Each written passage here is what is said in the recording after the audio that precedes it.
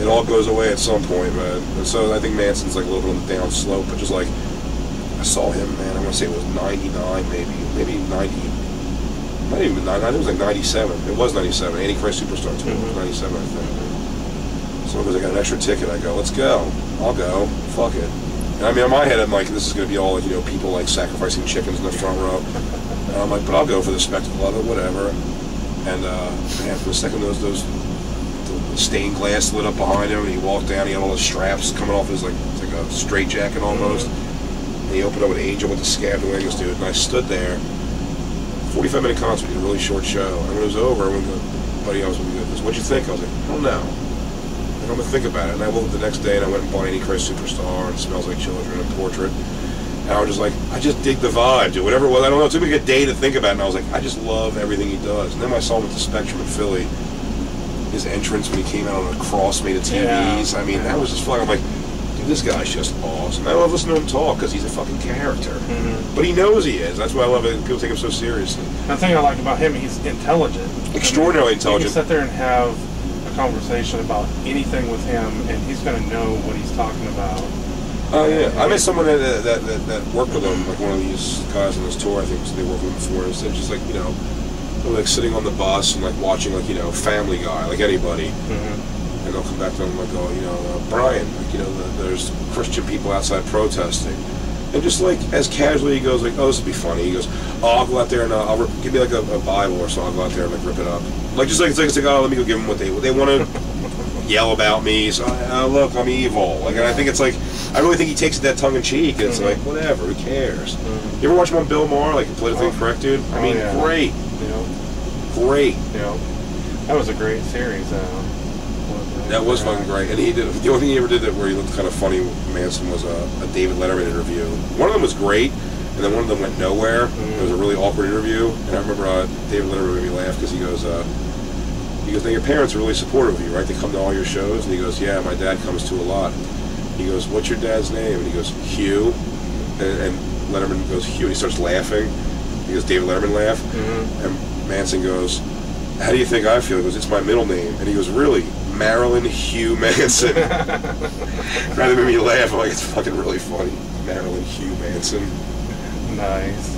Let's talk a little bit about, do you have any plans to release a CD? Or? I have one out. It's on iTunes. And then they're going to be sending, I guess, in a week, they're sending my hard copies to the tour. Nice. For that last week. Why not? Hey.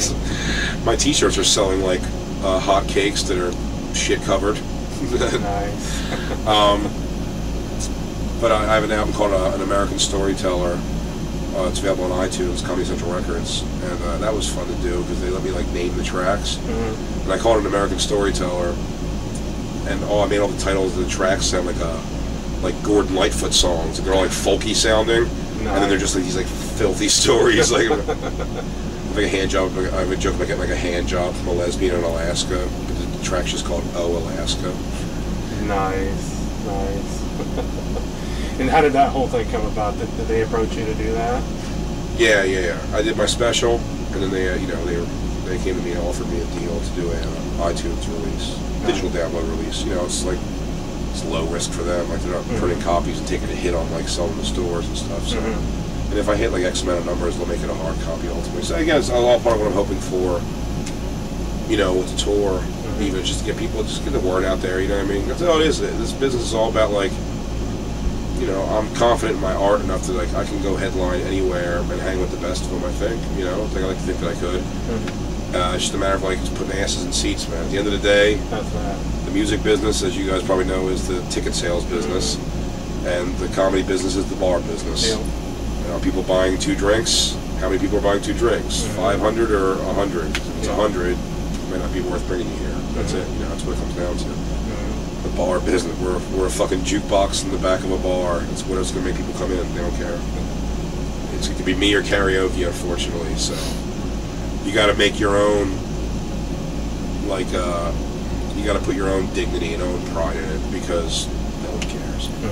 If a guy who fucking shoots, a water gun at the audience, puts 4,000 people in the seats, he's going to get booked. You know what I mean?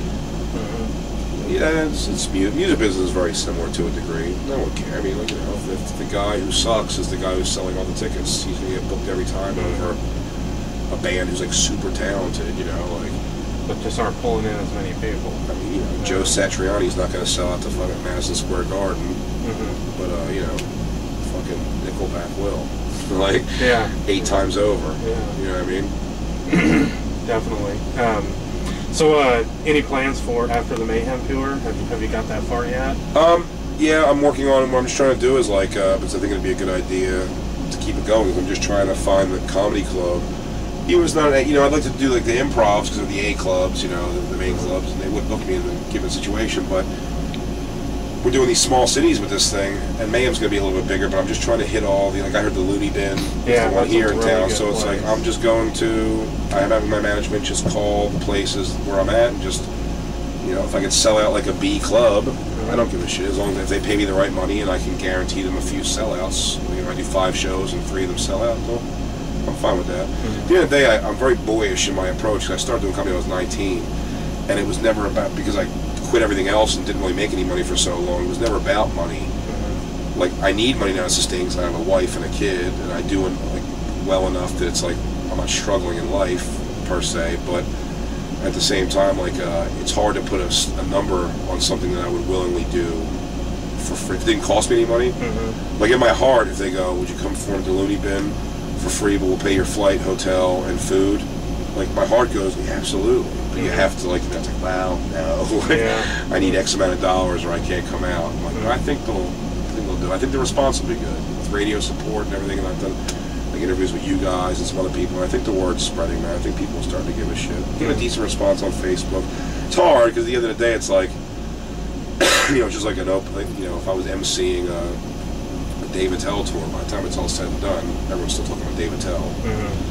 You know what I mean? When this show's over, everyone goes home and posts their pictures of corn. You know, but people are caring. I'm getting requests. But then again, you know, there's always going to be a handful that are going to post pictures of you.